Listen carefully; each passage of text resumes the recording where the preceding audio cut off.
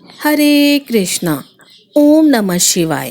प्रिय भक्तों, स्वागत है आपका मेरे यूट्यूब चैनल पूजा पाठ में। भक्तों, रक्षाबंधन की परंपरा कैसे शुरू हुई और इसका क्या महत्व है, आज मैं आपको एक ऐसी कहानी सुनाने जा रही हूँ जो समय के साथ बहती आई है। एक धागे की कहानी है जो दिलों को जोड़ती है। एक ऐसी कहानी जो हर आंख में आंसू ला देती है, हर दिल में प्रेम भर देती है।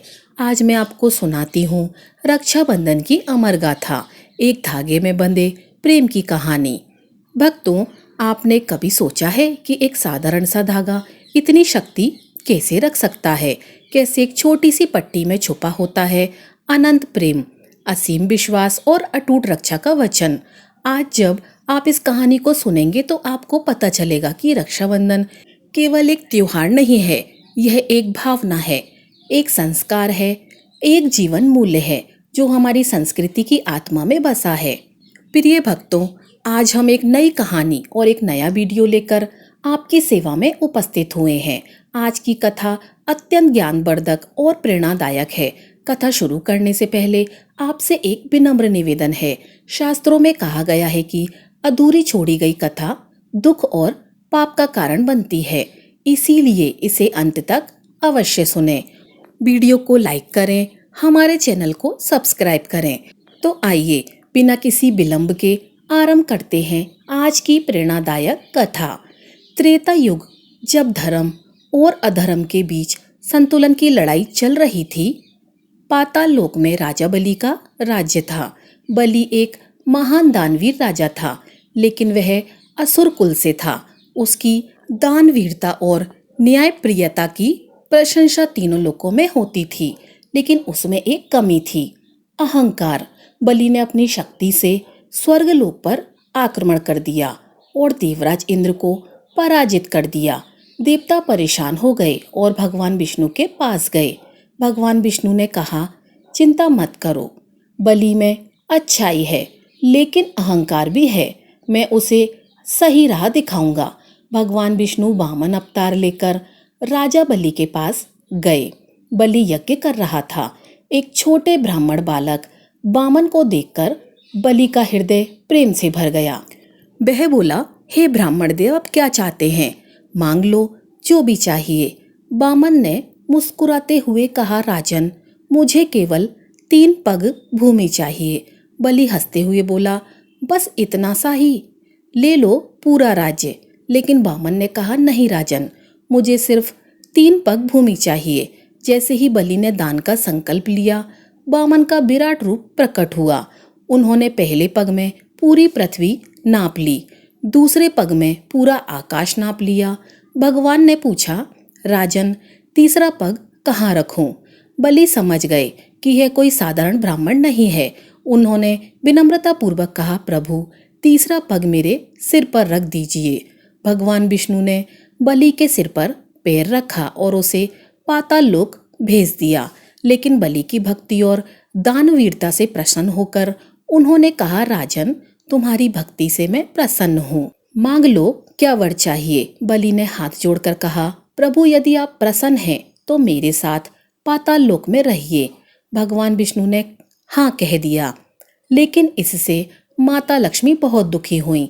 उनके पति पाताल लोक चले गए थे और बैकुंठ सूना हो गया था। माता लक्ष्मी ने सोचा कि कैसे अपने पति को वापस लाया जाए। तब उन्हें एक उपाय सूझा। श्रावण पूर्णिमा के दिन माता लक्ष्मी एक गरीब ब्राह्मणी का रूप धारण करके पाताल लोक पहुंची। राजा बलि ने उनका स्वागत किया। लक्ष्मी जी ने कहा, राजन, मैं आपको राखी बांधना चाहती हूँ, आप मेरे भाई के समान हैं। बलि बहुत खुश हुआ। जब लक्ष्मी जी ने प्रेम से राखी बांधी तो बलि ने कहा, माता, आपने मुझे अपना भाई बनाया है, बताइए क्या चाहिए। तब माता लक्ष्मी ने अपना असली रूप प्रकट किया और कहा, राजन, मैं लक्ष्मी हूँ। आपने मेरे पति को अपने साथ पाताल लोक में रख लिया है। आप मेरे भाई हैं, कृपया मेरे पति को मुझे वापस दे दीजिए। राजा बलि की आंखों में आंसू आ गए। उन्होंने कहा, माता, आपने मुझे अपना भाई बनाया है, भाई का पहला कर्तव्य है अपनी बहन की रक्षा करना। आपके पति आपके हैं, मेरे नहीं। इस प्रकार माता लक्ष्मी ने राखी के बंधन से अपने पति को वापस पाया। राजा बलि ने सिखाया कि राखी का बंधन सबसे पवित्र होता है और भाई अपनी बहन के लिए सब कुछ त्याग कर सकता है। द्वापर युग, महाभारत काल। द्रौपदी की कहानी। हस्तिनापुर के राजसभा में शिशुपाल का वध हो चुका था। भगवान श्री कृष्ण के हाथ से सुदर्शन चक्र जब शिशुपाल का सिर काटकर वापस आया तो चक्र की धार से भगवान की उंगली में गहरा घाव हो गया। द्रौपदी यह देखकर तड़प उठी। वह तुरंत दौड़कर श्री कृष्ण के पास गई। उनकी अंगुली से खून की धारा बह रही थी। द्रौपदी का मातृत्व जाग उठा। बिना कुछ सोचे समझे उन्होंने अपनी साड़ी का पल्लू फाड़ा और श्री कृष्ण की अंगुली पर बांध दिया। वो कपड़ा द्रौपदी के प्रेम और चिंता से भरा हुआ था। श्री कृष्ण मुस्कुराए और बोले, सखी द्रौपदी, तुमने आज मेरे साथ जो किया है यह मैं कभी नहीं भूलूंगा। यह केवल कपड़े का टुकड़ा नहीं है, यह है तुम्हारे प्रेम का बंधन। मैं वचन देता हूँ कि जब भी तुम संकट में होगी मैं सदा तुम्हारी रक्षा करूंगा। समय बीता। जब दुर्योधन की सभा में द्रौपदी का चीरहरण हो रहा था तब द्रौपदी ने पूरी सभा में किसी को नहीं बल्कि अपने सखा कृष्ण को पुकारा। हे कृष्ण, हे द्वारिकाधीश, आपने वचन दिया था मैं आपकी शरण में हूँ। और तब हुआ वो चमत्कार जिसे देखकर पूरी सभा दंग रह गई। द्रौपदी की साड़ी बढ़ती ही चली गई। दुशासन थक गया लेकिन साड़ी खत्म नहीं हुई। श्री कृष्ण ने अपना वचन निभाया। उन्होंने दिखाया कि राखी का धागा केवल धागा नहीं बल्कि एक पवित्र वचन है, एक अटूट बंधन है। जब युद्ध के बाद द्रौपदी से श्री कृष्ण मिले तो उन्होंने कहा, सखी, जो कपड़े का टुकड़ा तुमने मेरी अंगुली पर बांधा था वही आज तुम्हारे सम्मान की रक्षा बनकर आया। राखी का यह बंधन केवल भाई बहन का नहीं बल्कि रक्षक कर्चिता का भी होता है। सतयुग का आदिकाल जब धरती पर देवता और असुरों के बीच भयंकर युद्ध छिड़ा हुआ था, आकाश में काले बादल गरज रहे थे, धरती कांप रही थी, स्वर्गलोक में चिंता की लहरें दौड़ रही थीं। देवराज इंद्र जो तीनों लोकों के रक्षक थे युद्ध में लगातार पराजित हो रहे थे। असुरों की शक्ति दिन प्रतिदिन बढ़ती जा रही थी। स्वर्ग में हाहाकार मचा हुआ था। देवता परेशान थे, ऋषि मुनि चिंतित थे। एक दिन जब इंद्रदेव युद्ध से हताश होकर अपने महल में वापस आए तो उनकी पत्नी माता इंद्राणी सची देवी ने उन्हें इस दशा में देखा। इंद्र के चेहरे पर हार का भाव था, आंखों में निराशा थी और मन में गहरी पीड़ा थी। माता इंद्राणी का हृदय दुख से भर गया। वह जानती थी कि उनके पति केवल स्वर्ग के राजा नहीं हैं बल्कि पूरे ब्रह्मांड के संतुलन के रक्षक भी हैं। उन्होंने अपने पति के पास जाकर कहा, हे देवराज, आप क्यों इतने दुखी हैं? क्या आप भूल गए हैं कि आप केवल मेरे पति नहीं बल्कि तीनों लोकों के स्वामी हैं? इंद्र ने गहरी सांस लेते हुए कहा, देवी, असुरों की शक्ति दिन प्रतिदिन बढ़ती जा रही है। मैं युद्ध में हार रहा हूँ। लगता है अब स्वर्गलोक का नाश निश्चित है। माता इंद्राणी ने मुस्कुराते हुए कहा, प्रिय, शक्ति केवल शास्त्रों में नहीं, सबसे बड़ी शक्ति होती है प्रेम की, विश्वास की और रक्षा के संकल्प की। कहते हुए माता इंद्राणी ने अपनी साड़ी से एक सुंदर धागा निकाला। वो धागा सुनहरे रंग का था जिसमें दिव्य तेज चमक रहा था। उन्होंने उस धागे को अपने हाथों से मंत्रों के साथ अभिमंत्रित किया, ओम विष्णु रक्षक सर्वभूताना। फिर उन्होंने अत्यंत प्रेम और श्रद्धा के साथ वह धागा इंद्र की कलाई पर बांधा। जैसे ही वह धागा इंद्र की कलाई को स्पर्श हुआ, पूरा स्वर्गलोक दिव्य प्रकाश से भर गया। माता इंद्राणी ने कहा, हे देवराज, यह केवल धागा नहीं है, यह है मेरे प्रेम का बंधन, मेरी श्रद्धा का प्रतीक और आपकी सुरक्षा का कवच। जब तक यह आपकी कलाई पर है, शक्ति आपको हरा नहीं सकती। इंद्र की आंखों में आंसू आ गए। वह समझ गए कि यह कोई साधारण धागा नहीं था, यह था प्रेम का बंधन, विश्वास का प्रतीक और शक्ति का स्रोत। अगले दिन जब इंद्र युद्ध में गए तो उनमें नई ऊर्जा थी, नया साहस था। उस धागे की शक्ति से उन्होंने असुरों को पराजित किया और स्वर्गलोक की रक्षा की। इस प्रकार सबसे पहली राखी माता इंद्राणी ने देवराज इंद्र को बांधी थी। यह था रक्षाबंधन की शुरुआत, प्रेम, विश्वास और रक्षा के संकल्प का पवित्र बंधन। सृष्टि के आदिकाल में जब रिश्तों की परिभाषा लिखी जा रही थी, सूर्यदेव की दो संतानें थीं, यमराज और यमुना। यमराज को सृष्टि के नियमों के अनुसार मृत्यु का देवता बनाया गया था, जबकि यमुना एक पवित्र नदी के रूप में धरती पर बह रही थी। समय बीतता गया। यमराज अपने कर्तव्य में इतने व्यस्त हो गए कि वह अपनी बहन यमुना से मिलना ही भूल गए। यमुना का दिल रोज रोज अपने भाई की याद में तड़पता रहता था।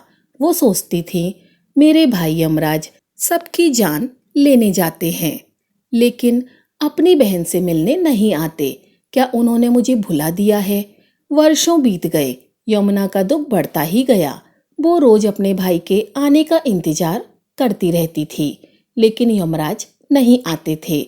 एक दिन जब यमुना का दुख असहनीय हो गया तो उन्होंने गंगा जी से कहा, हे गंगा बहन, मेरा भाई यमराज मुझसे मिलने नहीं आता। मैं उनकी बहन हूँ, लेकिन वो मुझे भूल गए हैं। क्या करूँ? कैसे अपने प्रेम का इजहार करूँ? गंगा जी ने समझाया, यमुना, तुम्हारे भाई यमराज को लगता है कि वह मृत्यु के देवता हैं, इसलिए हर जगह मृत्यु ले आते हैं। वो डरते हैं कि कहीं तुम्हें भी कोई हानि ना हो जाए। यमुना ने दृढ़ता से कहा, तो मैं ही जाऊंगी उनके पास। मैं उन्हें बताऊंगी कि भाई बहन का प्रेम मृत्यु से भी बड़ा होता है। श्रावण मास की पूर्णिमा का दिन था। यमुना अपने सबसे सुंदर रूप में यमलोक पहुंची। यमराज अपने सिंहासन पर बैठे न्याय कर रहे थे। जब उन्होंने यमुना को देखा तो वह हैरान रह गए। यमुना, तुम यहाँ क्यों आई हो? यह स्थान तुम्हारे लिए उपयुक्त नहीं है। यमुना की आंखों में आंसू आ गए। उन्होंने कहा, भाई, आपने मुझे कितने वर्षों से नहीं देखा है। मैं आपकी बहन हूँ। क्या मृत्यु के देवता होने से आपका बहन से प्रेम खत्म हो गया है? यमराज का हृदय पिघल गया। वह समझ गए कि अपने कर्तव्य में खुद को इतना व्यस्त कर लिया था कि अपनी प्रिय बहन को ही भुला दिया था। यमुना ने एक सुंदर रक्षा सूत्र निकाला जो उन्होंने अपने प्रेम से तैयार किया था। उसमें पवित्र जल के कण थे, फूलों की सुगंध थी और असीम प्रेम का भाव था।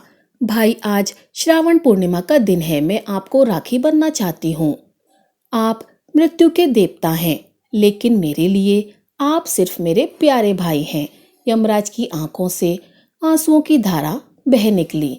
जब यमुना ने प्रेम से राखी बांधी तो यमराज ने कहा, प्रिय बहन, मैं तुम्हारा अपराधी हूँ। मैंने अपने कर्तव्यों में तुम्हें भुला दिया। आज से मैं वचन देता हूँ कि हर वर्ष इसी दिन तुमसे मिलने आऊँगा। फिर यमराज ने यमुना को एक अनमोल वरदान दिया, हे प्रिय बहन, जो भी भाई बहन इस दिन राखी बांधेंगे और तुम्हारे पवित्र जल में स्नान करेंगे, उन्हें अकाल मृत्यु का भय नहीं होगा। और जो बहन अपने भाई को राखी बांधेगी, उसका भाई दीर्घ आयु होगा। इस प्रकार यमराज और यमुना की इस पवित्र कहानी से रक्षाबंधन को मृत्यु पर विजय पाने वाला त्योहार माने जाने लगा।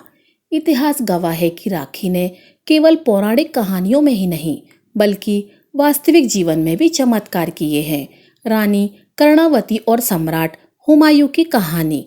मेवाड़ की वीरांगना रानी कर्णावती एक नाम जो वीरता और बुद्धिमत्ता का प्रतीक है। जब गुजरात के सुल्तान बहादुर शाह ने मेवाड़ पर आक्रमण किया तो रानी कर्णावती समझ गईं कि अकेले इस युद्ध में जीतना असंभव है।